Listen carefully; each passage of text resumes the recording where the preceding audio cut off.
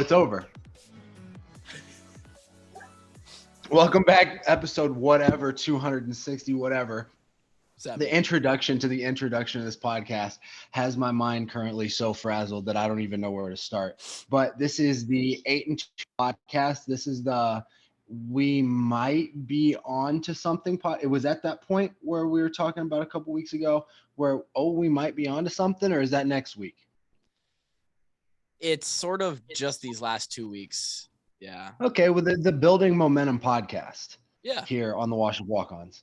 And I think the morale is pretty high around here. I was able to catch most of the second half of that game. It was not that I was like intending to just fade the Hawks. I was at jiu-jitsu. I was trained jiu-jitsu, and then jiu-jitsu was a little bit of a ways away driving home. I texted Kevin not to like troll when I said, what is the score? I genuinely wanted to know because I was about to leave jiu-jitsu and I had like a 30-minute drive home to think about what could be happening at that point of the game.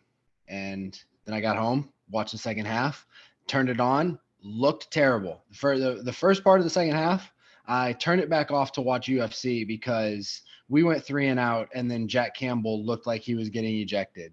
And so at that point, I was just like, you know what? I'll get back out of here, and I'm going to turn this over to Kluver, stop rambling, and he's going to tell you about the first half of this whole game. Jack Campbell was, he almost got ejected. I thought he was getting ejected. And they picked it up pretty quickly, so that was good. I want to quickly, you guys are hearing this on Tuesday. Many of you are. And Kevin and Drake, you'll be happy or unhappy to know, I don't know, one way or the other, that a lot of the fans thought that something happened to us. The first message I got at like 6 a.m. was, "Where's the pod? You guys okay?" Like, just you guys okay? Question mark. It's like, no, all three of us just ran ourselves. If we ever go missing, we at least have people checking in on us. Right. Yeah. The at 6 a.m. Monday morning.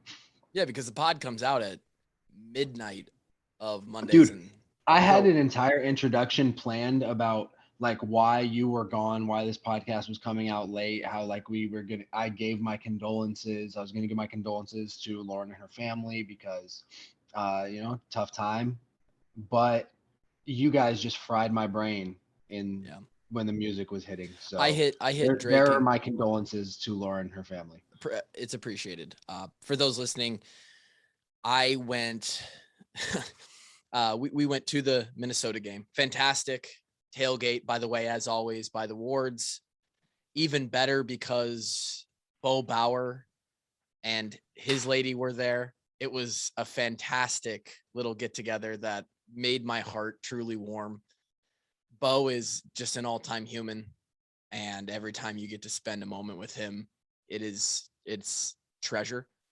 And our boy Sauce Meister was there as well. Sauce and Marshall Kane Train showed up at the tailgate as well. Yeah. Are you shitting me? Yeah, dude. Squad, Drake. So Drake shows up at a tailgate and we get beat. Those boys show up at a tailgate and we win. I don't, you guys. No one ever liked me around there anyways. And that's why I'll just keep my sorry ass away. Yeah. So you guys draw the correlatives. That game finished and boy, it didn't finish quite like a lot of fans would like it to. Believe me, we're going to talk about it. Okay. Cause it's the only goddamn thing you guys asked about. Please talk about the end of the game. Please talk about the clock management. So here's the thing. Was it 2015 where LaShawn, it was 2015. We ran 24M. LaShawn cut back, found the seam. Should have gone down. And Kevin Ward was on the sideline screaming after he scored. We hadn't even kicked the extra point yet. He's like, why the fuck didn't he go down? Why are we scoring? Just go down and we kneel and we win. Sarah, water. It ended up being that we did need to recover an onside kick to secure that game. Yeah. So the defense kind of had shit that day. Yeah, we didn't. Correct. Yeah. Yeah, the defense. So, yeah, you gave them the ball back. They scored in like 40 seconds and onside kick. If they recover that onside kick, we probably lose that game. We just weren't stopping anybody. Luckily, the offense was on their stuff. So that was the thing about 2015 is when one side of the ball wasn't playing so hot, we always had the other side to pick them up.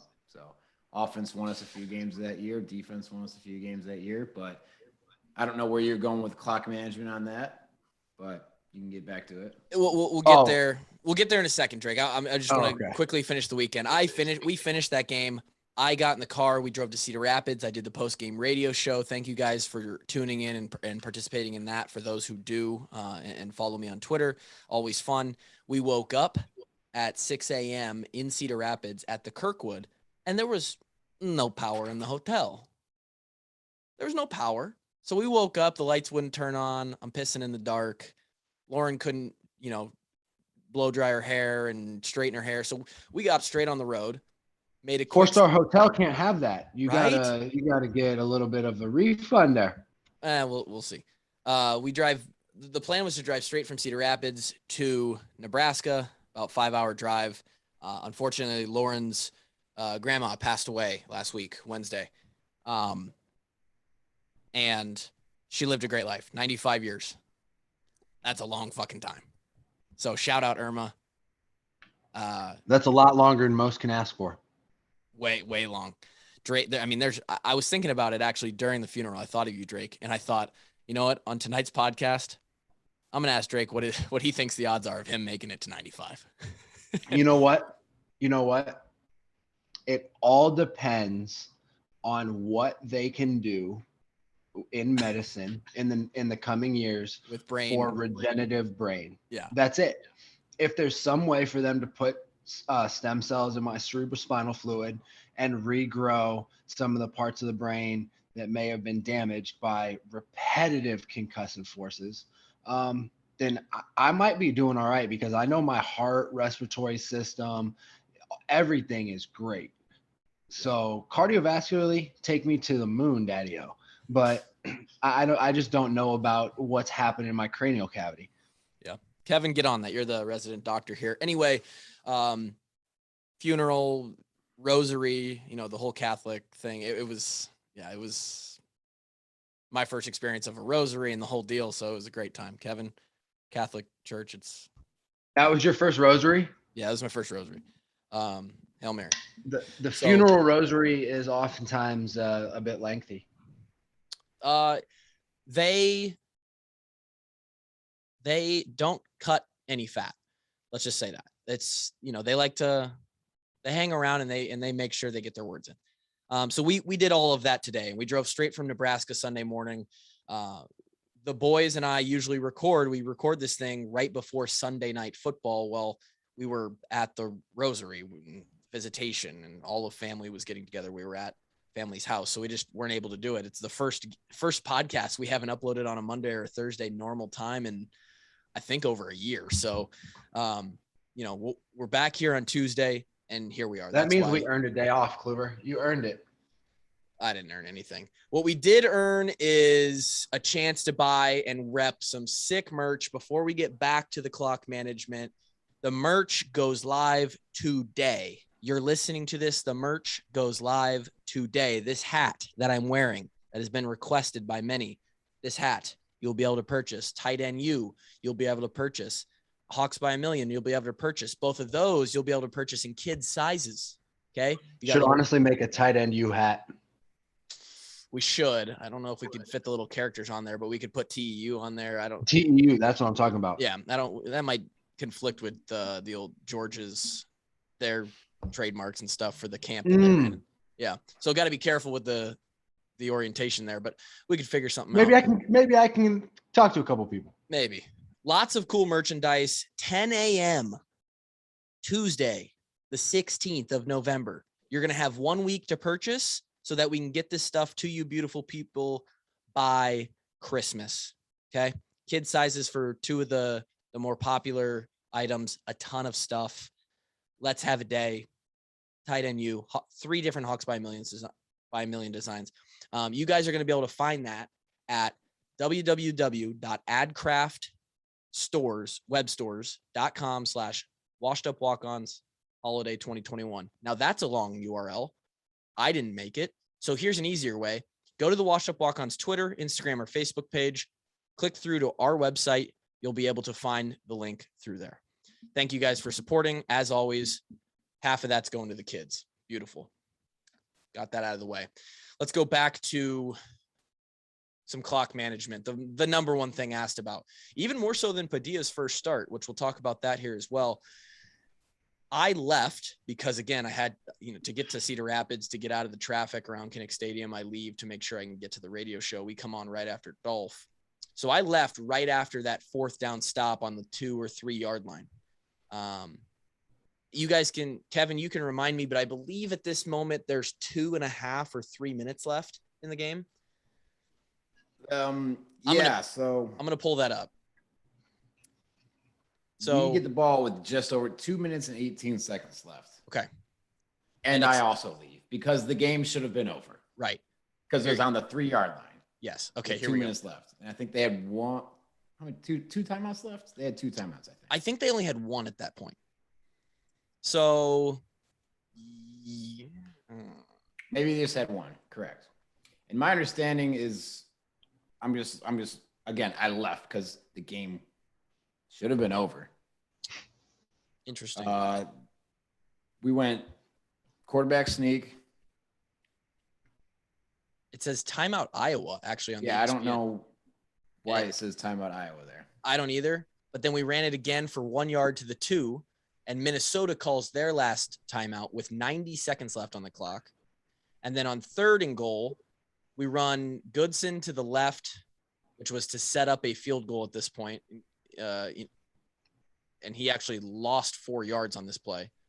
It was ugly. It was ugly. And then we take a delay of game to decrease the angle at which Caleb Shudak, for anybody listening, when you get that close as a kicker, the angle actually decreases and there's less of the posts they're closer together. Right. So we back it up. So Shudak has a little bit better chance. And I guess Padilla in the post-game press conference said, and this could be just his way of processing it verbally, he said, we weren't actively trying to score there. And I don't think that by any means the direction from KF was, hey, we're not trying to score here, because obviously that puts us up 9. And that's it. That wins us the game. We're looking at. But is that not a similar situation to the 2015? If we score with about 2 minutes left. It is, but when they got the ball back this time, so Goodson runs it on that 3rd down to the 6, and then we take a penalty. And when we take that penalty to stop the clock, 4th down, we kick a field goal. There's only 44 seconds on the clock. So they would then be theoretically down 9 with about 45 seconds. They'd have to get the kickoff, go down, score a touchdown, I think in this moment, right. But where is the question and the anger coming from in the clock management? Which QB sneak did they not like? Was it the second one? And then did they not like running Goodson on 3rd down to try and score, but if he doesn't, the clock continues to run? Like, which part are they mad about? So from what I just watched it. They took a timeout at the end of the play clock. The ESPN thing was wrong. They didn't take it 2 minutes. So QB sneak, running the 40 seconds off, timeout at 1:33. Okay. QB sneak again, get it to the 2. Minnesota takes a timeout right away, as they should. Their last timeout, correct. So that puts it at 3rd down. So now they're like, hey, there's the possibility that we throw a pass and try to get a touchdown, stop the clock for them. Obviously, we don't do that, which I believe is, there's no clock management issue. It's not clock management. It's play calling issue. Sorry, that's more. So here, let me give an idea here, and you guys can spitball this. Our best offensive lineman by far is our center. And sometimes in our running game, the weak links come when somewhere in the chain a lot of penetration comes in and the running back is completely thrown off. He's going sideways, no forward momentum. Boom, the play stopped dead in the backfield. That can't happen with a quarterback sneak. There's not going to be an exchange issue. It's just a center quarterback exchange. We trust our quarterbacks ball handling, and there's very, very little opportunity for somebody to break the chain when it's just a wedge block. And Linderbaum is our most trusted guy. I mean, our QB sneaks have been strong, and it's not. And then this is what the part that I wanted to bring up when I saw in the in the Discord all the questions. Which, by the way, real quick, shout out to the Walk On Army Discord. I didn't know that this was going to be so juicy and Discord's fun. Such a great development of the Patreon Walk On Army, but I guess I'm behind the game, man. I'm not cool. I've never been in a Discord server before. It's our own little Walk On Army chat room. Continue, Drake.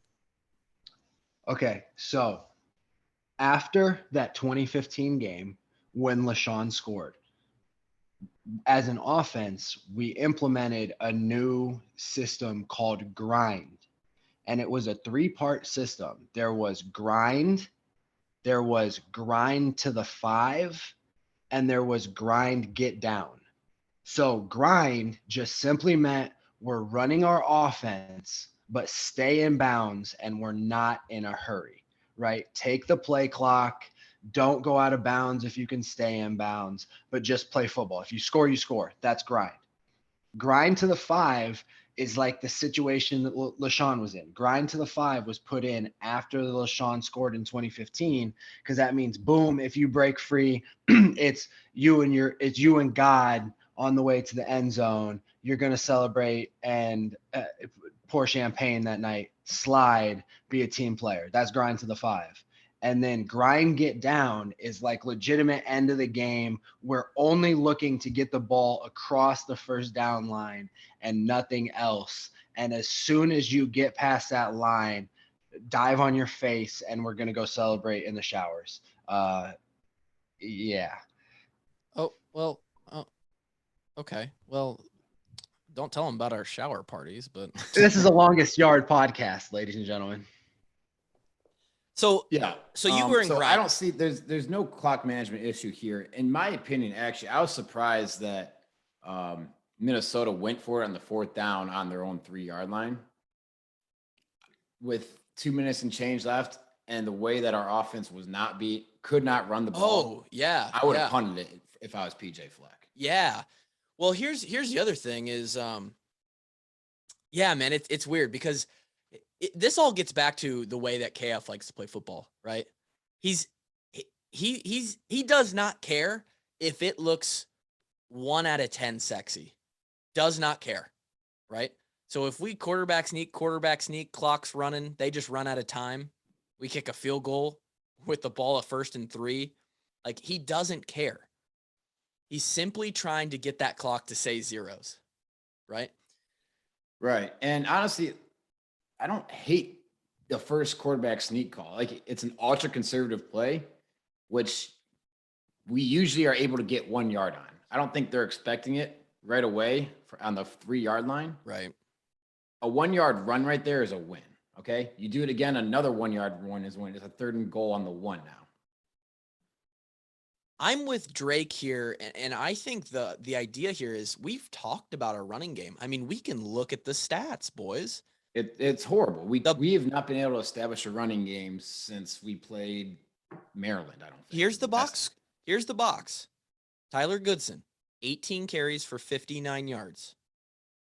Tracy had a run for 5. Gavin had a run for 4. Padilla ran it 4 times or pulled it down 4 times for 3. And Keegan had 1 for no gain. We ran total.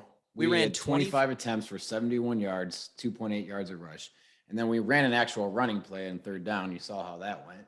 And so, right. So, and that's what I'm getting at is, so yes, it looks. And we're absolutely not throwing the ball there. No, thank you. So here's the logic, fandom of people who think, what do we call here? You don't want exchanges, right? You want something that, like Drake said, if we could just have the one quarterback exchange from the center, that's taking out variables where we possibly turn the ball over, right? You're definitely not throwing the ball. Definitely not throwing the ball. So that takes out everything, okay? And Minnesota also knows that we're definitely not throwing the ball, right? So they now have, I didn't see, again, I wasn't there, but I'm guessing they had 7 with their hand in the ground, maybe 8. Yeah. So, I mean, if you want to talk about alternative plays you could have called, maybe a little quarterback bootleg. You know, they're selling actually, out for the run. And we did that with CJ against Minnesota in that 2015 we game. did, right, exactly. And again, the worst case scenario that happens, you lose 5 yards. Well, you're still a chip shot field goal. Worst case scenario. Let me ask you this: on a quarterback bootleg, because we're it's so you versus close, one guy. It's the end man on the line of scrimmage, and if he does his job, the play is stopped. But so many times you'll see it happen where they're juiced up to stop that guy because it's super short distance, and they get a little nosy, and Padilla is a kind of a quick dude. Let me ask you about the rules though, Kevin. If we're like on the 2-yard line, because the lineman can't technically go downfield on a fake run play, if the quarterback boots out, no. The pocket, there's no passing option. It is just a quarterback bootleg for run. But he can't throw it away. No, absolutely. No. Because then it stops the clock. I mean, you could run the pass play, but you are telling Padilla not to throw it unless he is wide open. Now, gotcha. So then you look at that and you say, okay, well, all of this goes down. We're going to run the ball. So here's our options. We run straight up the gut with a QB draw or a QB sneak. We give it to Goodson and he goes up the same hole, or he tries to get a hole on the outside. But hey, guess what? They're double manning every gap. That's just how our offensive line is going to perform in that situation. So like Kevin said, you see us try and run a play with Goodson on 3rd down and we get negative 4 yards because they know it's coming. So it's not so much they know it's coming. We just legitimately could not run block at all. Right. And that's just, you can still only put one man in a gap. You need guys to win. You need guys who are blocking to win. And who's the one guy that could not win? And who's the one guy that's going to win? Lindy. Lindy's going to win versus 1. Now he probably had 2 or 3 on him by the time the play got going, but. Listen, Lindy and Shooter on a wedge block is a really strong wedge. It's the strongest option we have. You take Lindy, Shooter, and our quarterback with the fullback coming behind. I mean, to be honest, that's the strongest option we have. I don't see a better option from the 3-yard line. It is sad. And Kevin, that's what people don't want to admit mid-game, or they don't want to. I'm not sitting here defending it. What I'm saying is this is not good. Like this is a bad deal for Iowa. Like if we need that play to work, say somehow we do make it to the Big Ten championship, or we're going to go to a bowl game, we need that damn play. We're not as confident as we were when Blythe and James Daniels and Ike and Sean Welsh were on the line. And that's unfortunate.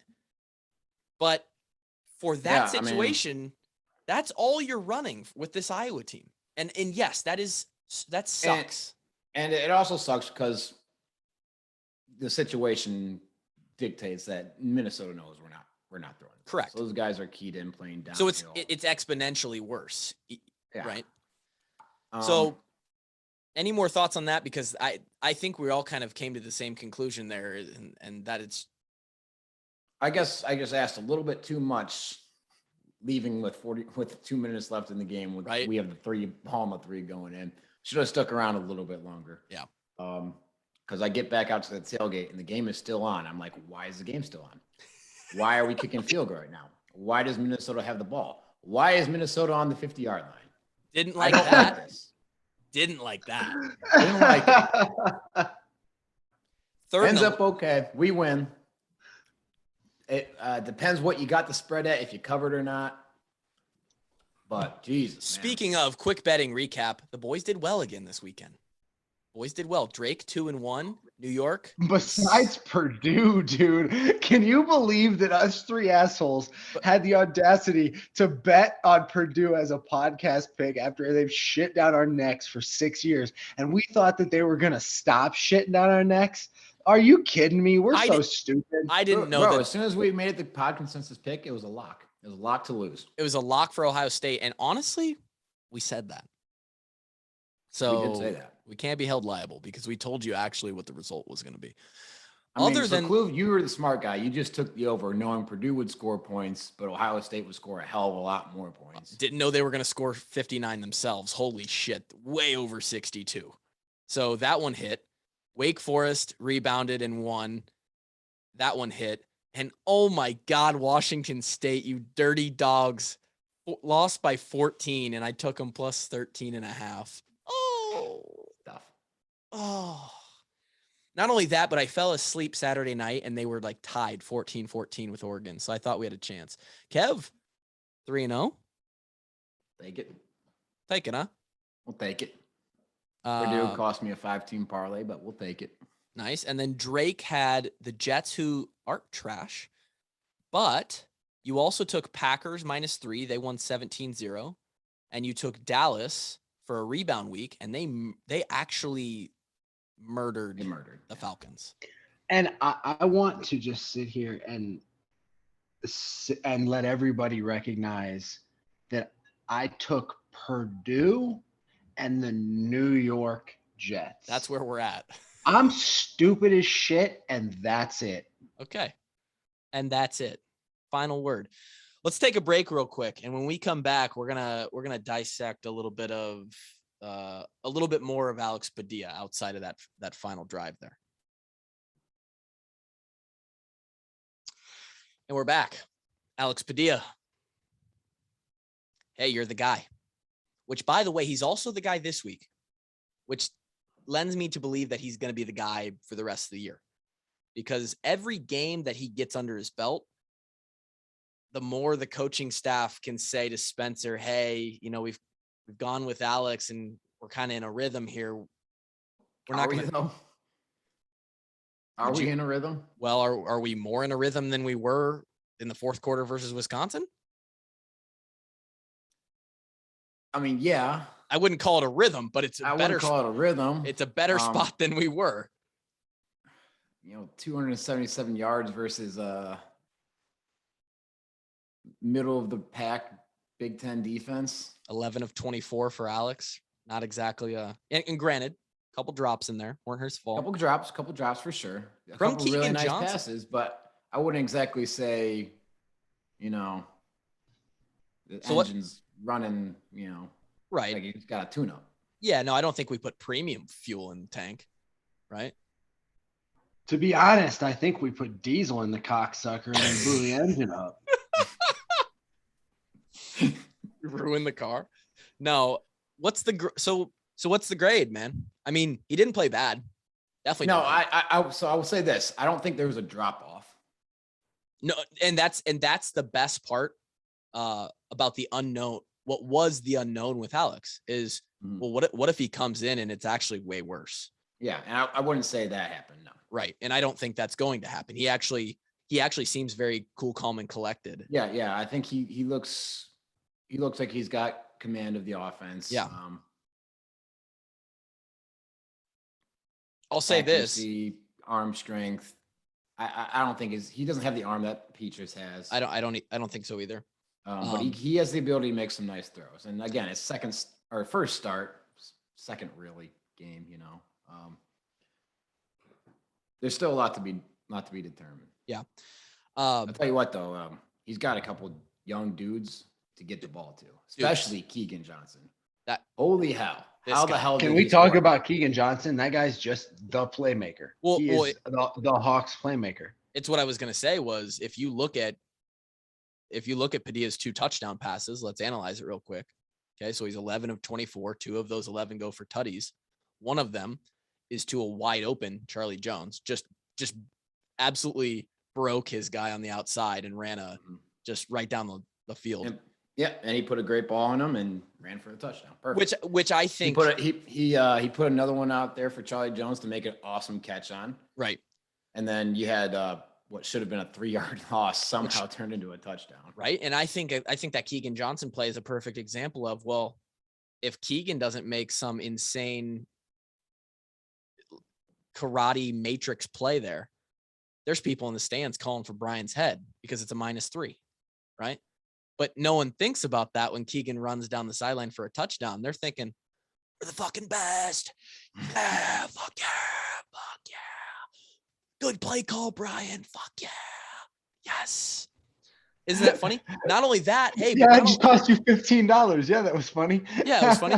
And not only that, but what do you guys remember what the play call was before that and what the situation was? The play right before that. We were 3rd and 12. Oh yeah, he ran the ball on a 3rd and we ran it decently long. We ran it with Goodson on 3rd and 12, and he got 13. Another play call where if we don't get it and we end up kicking a field goal, the whole crowd is like, Brian runs it on 3rd and 12. Are you kidding me? So I don't hate that play call.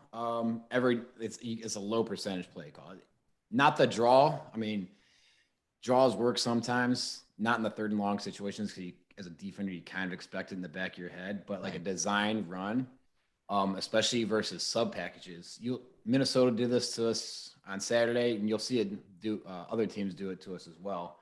When you get in like your pass sub packages, so you have your pass rushers on the D line, and you're playing Iowa plays a lot of 2-man defense, so you got a lot of eyes looking away from the quarterback, looking away from the ball.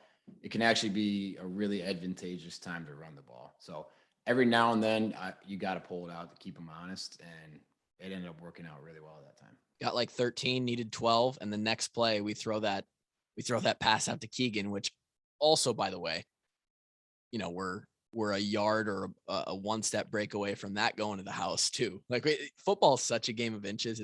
It's nuts. Keegan grabs that ball. The outside guy, the corner, tackles high, falls over top of him, and the inside guy actually sort of goes low, which creates this so they counteract each other. It was like when you take that little the toy you find in the science classroom with the balls that show momentum, and you take both outside ones and you swing them in at the same time, and the middle balls don't do anything; they don't go anywhere. That was Keegan Johnson. That was a physics play. And so then both those guys end up on the ground. Keegan spins out of it.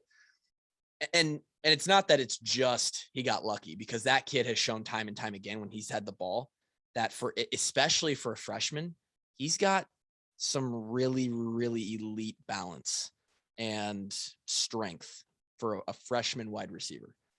I'm not versed on pre-2013, but I don't think we've had a freshman receiver come in with as much talent as Keegan definitely in the last 8 years. Jermanique Smith was close if he could have just gotten it figured out off the field. But Keegan Johnson, and then I don't think he was at Keegan Johnson's level. I don't either. And before that, I don't know.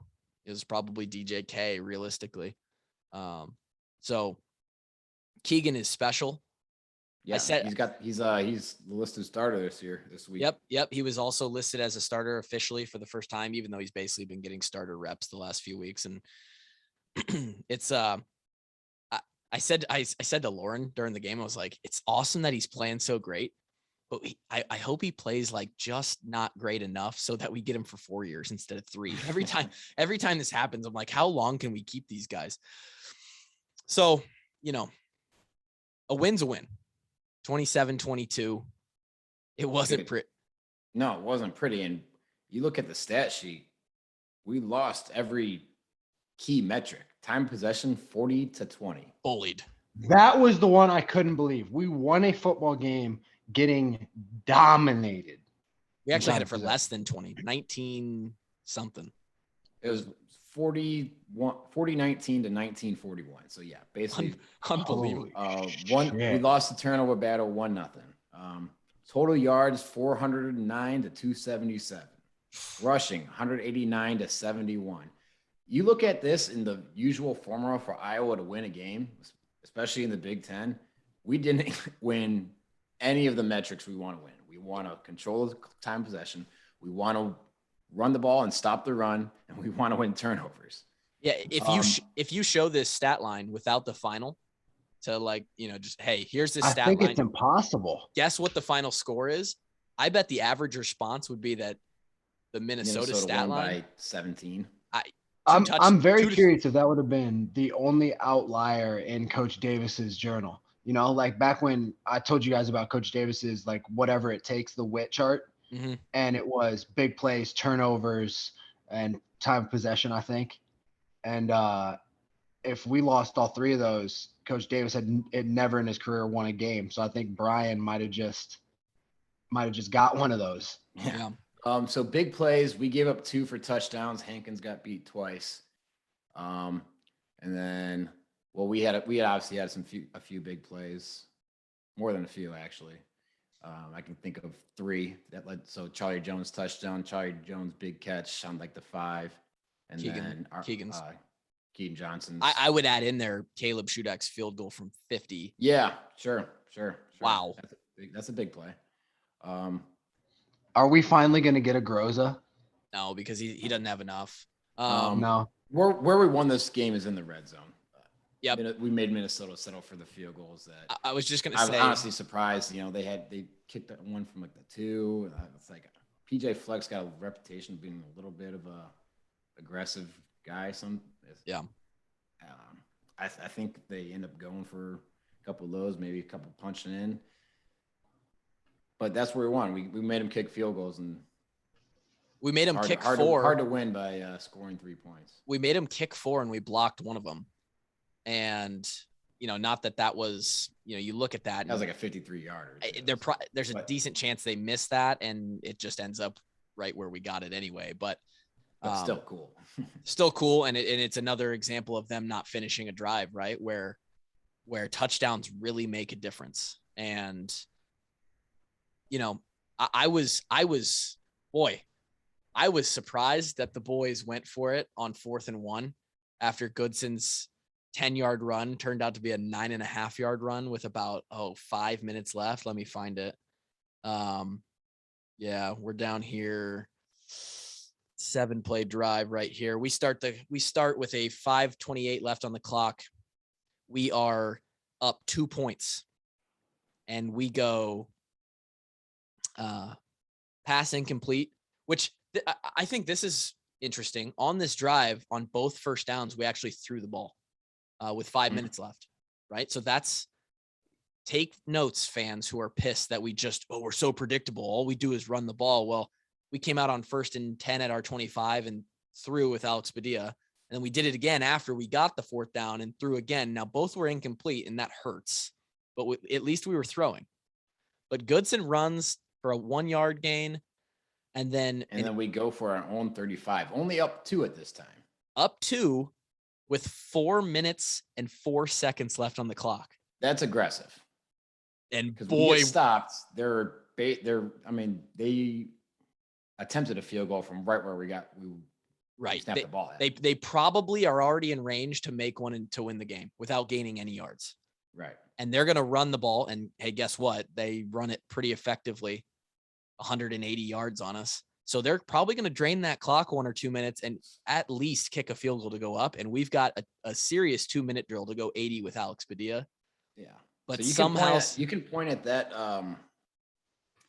that getting that first down as being huge. You can talk about the previous play is Dane Belton knocking down the 2-point. Oh my God.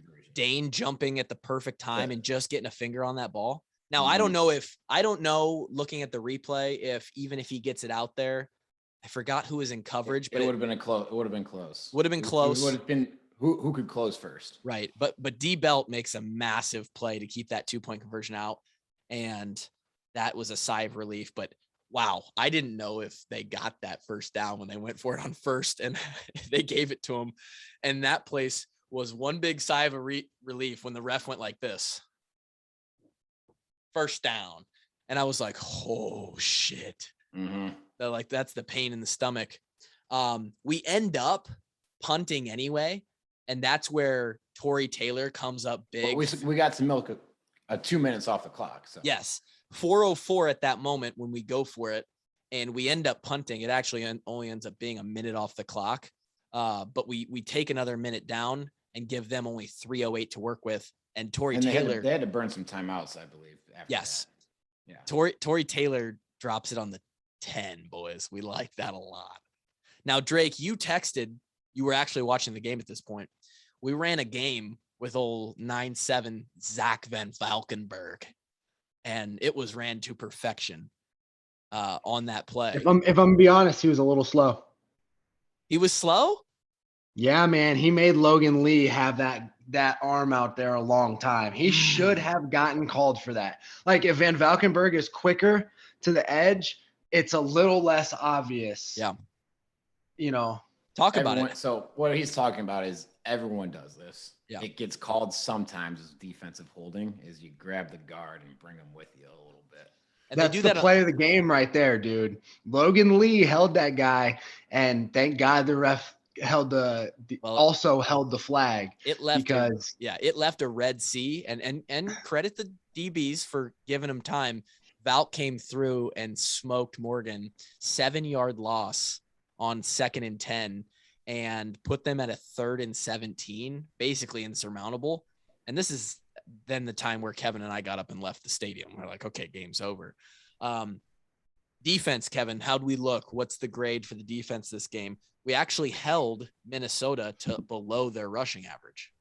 As bad as it was. Because, so Minnesota has just been doing nothing rush the ball because they don't have a very good passing game. We gave up 2 big plays for touchdowns. One was a mental error. Another one just got beat. And we struggled at times to stop the run. It was interesting. They were doing that little stretch play and doing a cutback. So when you stretch a defense out, even if guys are in gaps get pretty big, and it makes it harder to make plays in those gaps. So we didn't tackle great again. Our tackling hasn't been great since the bye week. Yeah, what's going on, dude? I don't know, man. I don't know. Maybe I don't know. Couldn't tell you. Does it make you mad? Oh, it makes me very upset. Okay. Do we need when guys don't finish tackles, Kevin's blood boils. Do we need to send K Ward in and run a little extra tackling circuit over the next? Me, I'm not good at tackling. No, but you got to run the drill. You got to run the drill. Well, all you got to do to run the drill is have a raspy voice and say hit. Well, you're qualified. Now, I'm curious. Defensively, in the first half, and I wasn't paying attention, which kind of made me mad now that I try to be good at this and recall during the pod.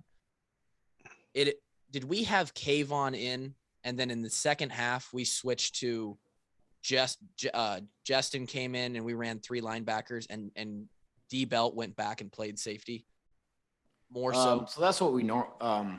They switch between. They call it, if we have the 5 DBs, they call it cash. And Dane Belton plays the cash position, which is the same as the outside backer. Right. And it seemed like we were running that in the first half, and Dane was having a little bit of trouble in the run game. So then we brought him back and put Justin in, and it looked like that helped a little bit, but I could be very wrong.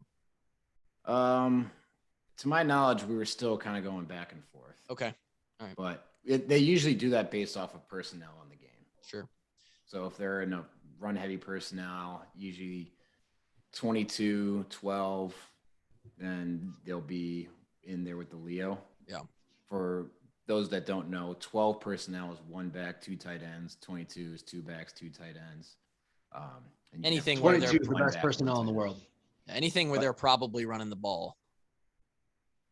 22 is the best. That's what Minnesota wants to do. They haven't been able to really have a passing game despite Tanner Morgan being there longer than Jordan Bohannon's been at Iowa. Football was founded on 22 personnel, Clover. It was. You're right. It's part of that modernization that some people would enjoy more of from the old headman KF. People don't like 22 anymore. Hey, some people run it really well. That's the thing, is if you execute it, most personnels work if you execute them, right? Yeah. So speaking of execution, George just executed a very nice corner route and scored on Monday Night Football. Oh, did he really? So, shout out to former That's Hawk. That's great and not good for Our my guy. fantasy team because I'm playing against him. So that's tough. But yeah, the defense, I mean, we allowed 22. It's back under that 24 that we had so long. So the red zone defense gets an A+. Big plays don't hit our goal there. Run game don't hit our goal there. Didn't cause any turnovers. Overall, they didn't play bad, but very below what's become our expectation, in my opinion. Okay. Could be better. Jack Campbell had 17 tackles, which puts him at 100 tackles on the year. He's averaging 10 per game. I really hope that guy doesn't leave for the NFL. And we're going to talk about potential some individuals here when we come back from our second break.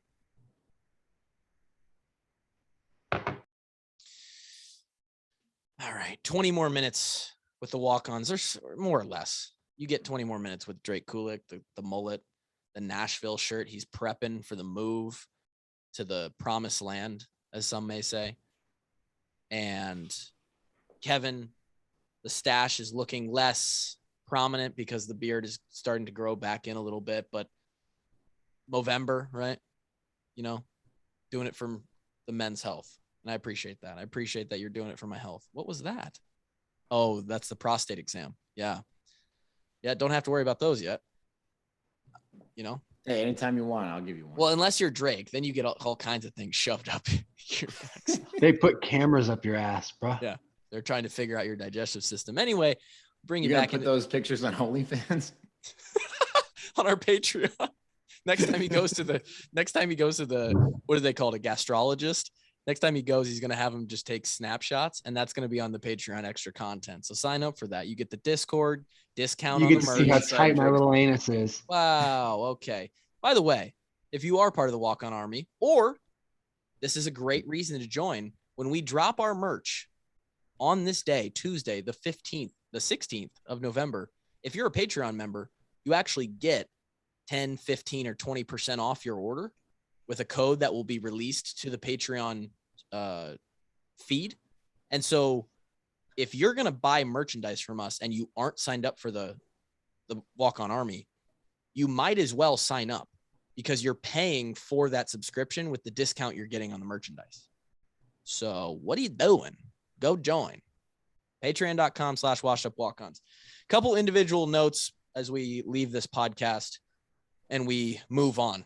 24-hour rule. In this case, it was 48. I don't know if you guys saw this, and I'm not going to spend too much time on it because I'll be a little bit hypocritical, but just because we're the noise. Tyrone Tracy put out on Twitter a little tweet and then untweeted it back. He deleted it. Yeah, because everyone knows that does stuff. Right. Said something along the lines of, why not use a Swiss Army knife if you have it? Right. Now, here's how I saw this tweet as a part of the more grander scale of what Twitter is to me and who I follow. I was flipping through and it was like, okay, Elon tweeted, cool. Caitlin Clark basketball update. All right. There's a Bitcoin update. Okay. Tyrone Tracy isn't happy with how he's getting the ball. All right. Like, I scrolled right through it. It was nothing to me. But tell me you scrolled right over Elon's tweet and it meant nothing to you? I scrolled right over Tyrone's tweet. Oh, well, you likened it to all those other ones, though.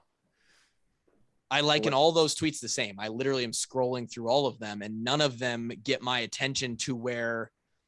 And this is grimy to me.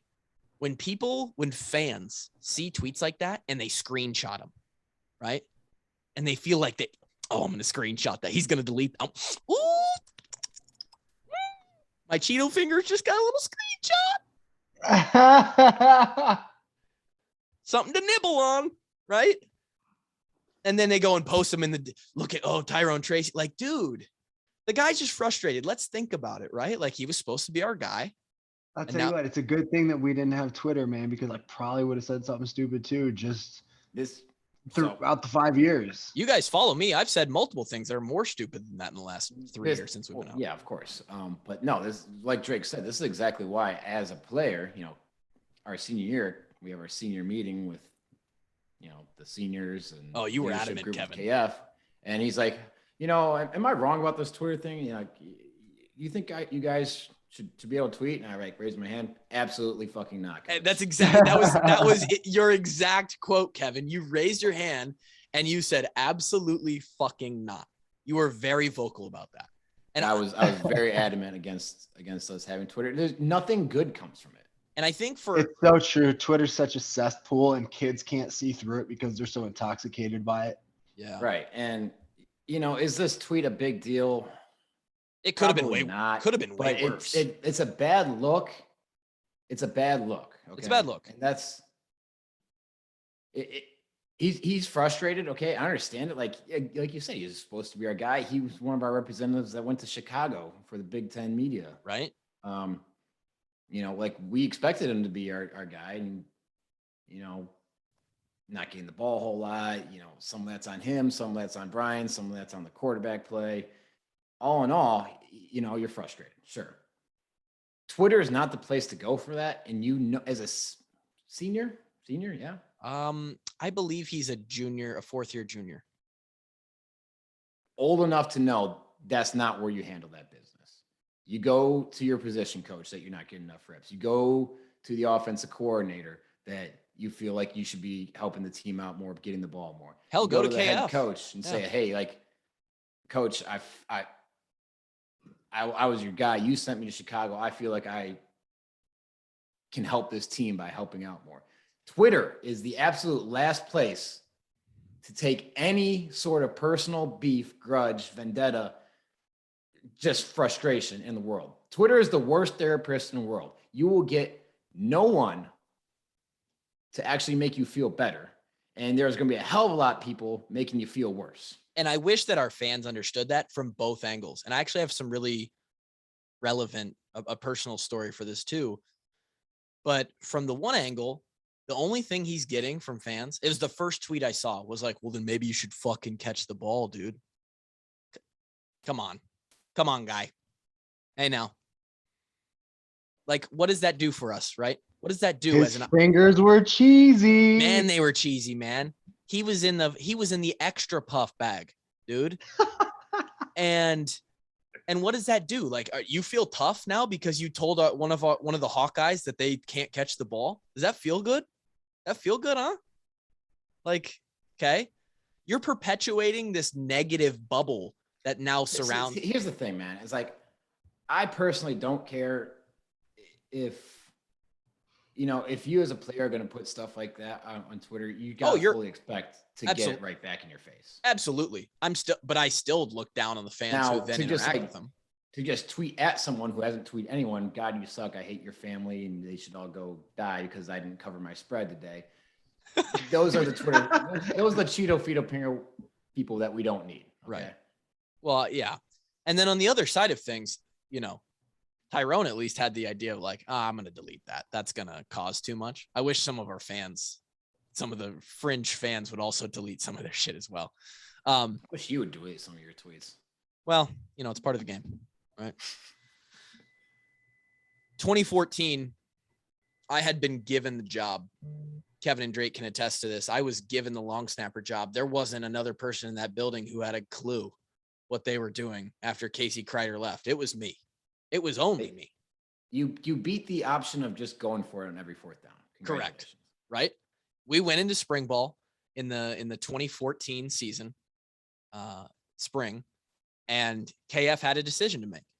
It was, we either put Kluver out there and hope he gets the job done, or we roll which we know is an extreme liability because we're asking him to block, which we're blocking scholarship athletes. Right. We're asking this pudgy 5'10" kid from Marshalltown. He's got too many Maidrites in his belly, and we can see it. It's muffin topping over those yellow pants, and we're asking him to block 4- and 5-star, 6'4", 245-pound athletes coming right down the windpipe. Okay, we either go with that option or we just go for it on fourth down. somehow we chose the first option. Okay. And you talked to KF about that one, because I agree. It wasn't a good decision. It's because you had a personal protector behind you. If you didn't have the personal protector, we'd probably have to go for it. Yeah, I had Q Alston behind me who looked like the other athletes that were running at me. Nonetheless, that's funny, whatever. I had a bad reputation in the first couple of years. Part of it was because I had been given the job. Part of it was because I'm just a mouthy guy in general. I was very confident about my abilities, and I wasn't scared to really tell people about that. The problem is no one cares if you're confident at snapping a ball between your legs. Like, just do it and get it over with. And I wasn't necessarily the best guy off the field at this point in my career, right? So not only me, but I was also associated with Connor Cornbrath, Dylan Kidd. The specialists were in a bad spot in 2014, just in a bad spot. The rest of the team hated us, and we were told that in an individual meeting with Coach White. There was a time. What did that feel like to have a coach tell you that your entire group is hated? I remember it very vividly. Still a young guy. Marshall Kane and I were called into Coach White's office. And Coach White, as you have alluded to many times, maybe not the guy that's going to call you into your office and really have a heart-to-heart, really make you feel like he cares about your future family and kids kind of guy. But the one thing he did have was he was up front, and he would just kind of tell you how it is if you needed to be told how it is. And we sat down, and he said, you guys have to figure this shit out. You two. I think at the time there's 6 or 7 of us in the specialist room. Marshall and Tyler, you have to figure this shit out, because right now the specialists are looked at as a liability, and no one likes you guys. And that's not good for our football team. And I kind of looked at Marshall we looked at each other like, yeah, you're not wrong. Right. And so then we had this objective, this sort of personal, not goal. It wasn't like something we woke up and thought about every day, but it was a looming responsibility to then change the perspective of special teams over the next year plus. And I think that we did that successfully. But part of that was, man, we gotta get a little respect from the coaching staff. Like in some instances, like we can't have guys shitting on us and then coaches jumping in, and then like it all turns into just all fun all the time on specialists. There's got to be a little respect. I went to KF at one point and I was like, hey, and it was a little bit about me personally, because I thought I had turned the table finally that summer. And I said, and I went to him and I kind of took it to him, and I was like, hey, I want you to tell me if I need to do more, but I feel like I deserve a little bit more respect than we've gotten in the past. And I think that if you watch our group work and us kick and the way we go about practice and the way that we do our things in the weight room, I think that you'll see a difference. And it wasn't so much asking anything from KF. It was more just kind of letting him know, because we didn't always get that one-on-one time. Hey, I want you to pay attention to the work we've been putting in. And sometimes you have to, and he respected that. We had an awesome conversation. And that is sort of how you handle that stuff. I couldn't have, because we weren't allowed to tweet, but I could have gone to Facebook or Instagram and started putting statuses out about how this is bullshit, that the specialists aren't respected and all this stuff. But there's better ways to do it, right? And there's in the end, no one cares. It's either you or they're going to replace you. The people on Twitter don't care as long as the team is winning football games. Right. Well, even in the end, even if the people on Twitter do care, they don't have a lot of decision-making power, right? No, and here's the other thing I probably should have said too. You take your problems to Twitter before you take them to, like I said, position coach, coordinator, right, head coach. When you get called into your office, because you are not going and knocking down their door anymore, you are getting called into their office, it's going to be less likely to be a productive conversation like you had, Clue. It's going to be like, what the fuck do you think you're doing type of conversation. It's not going to be in the same breath, and the room's going to feel a little tighter.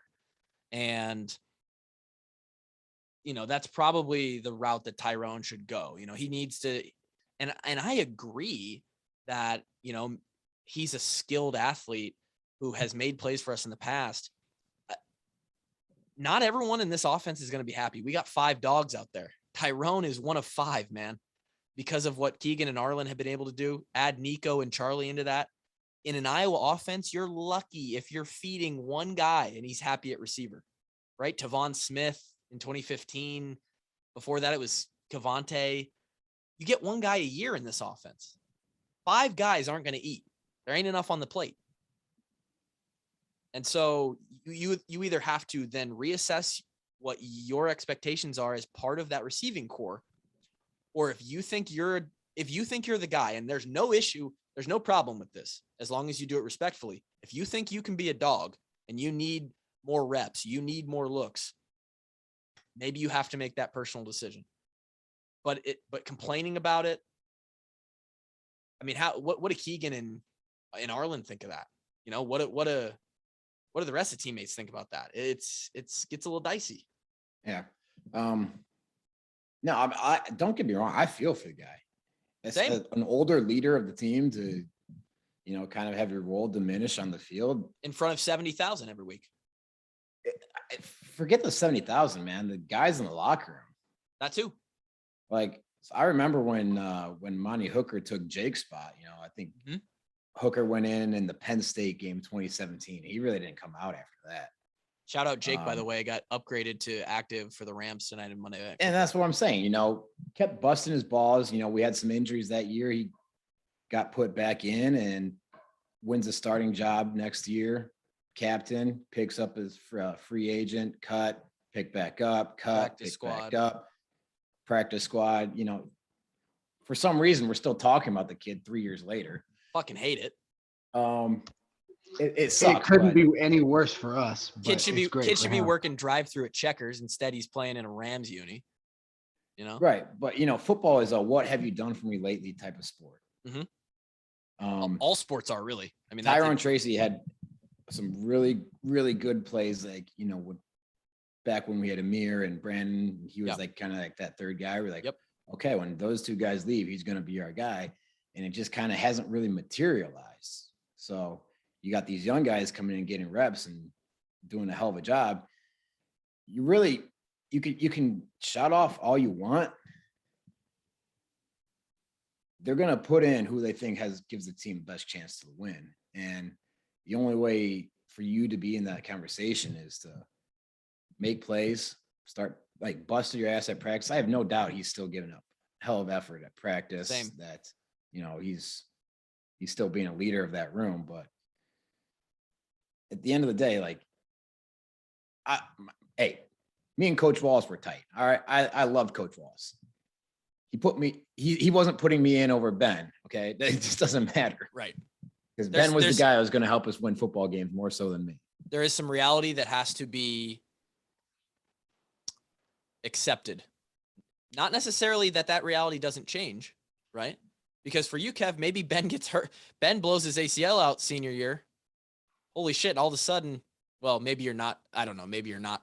They don't put you in, but someone has to go in, Well, I mean, Josie got hurt. They put Ben at Mike. And then you played at Northwestern, right? So you never know how stuff's going to go. And also, like, Ben, you're welcome, because the only film that those scouts cared about was you playing middle linebacker. You're playing middle linebacker right now. So you're welcome, Ben.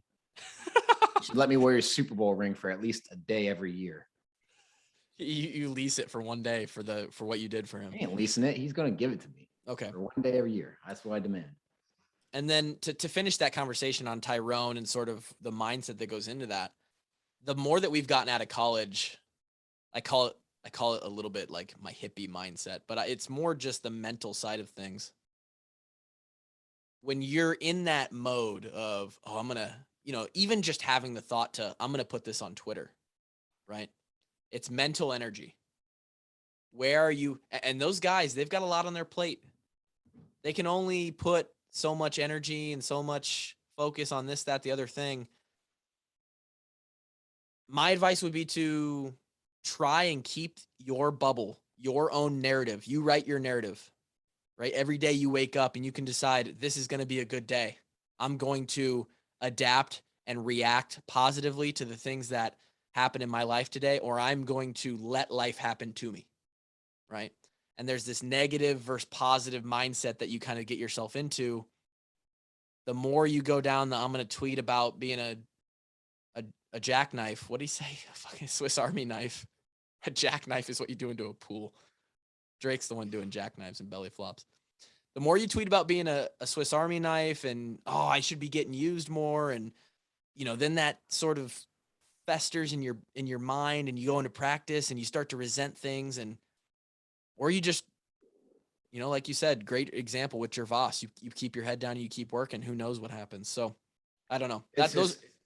We've talked about it for way too long. It's not productive for anyone. I'm Yeah. sure they'll get it shored up. But if I had, I don't know how much Twitter is worth on the market cap, but if I could buy up all the stock and just delete it, I would. You'd buy all the stock in Twitter if you could? I'd buy all the stock of Twitter, get a commanding share, and we're shutting it down. Oh, you'd shut it. You shut the whole thing down and just. Oh yeah, Twitter. The code is being deleted. And bankrupt yourself, huh? Yeah.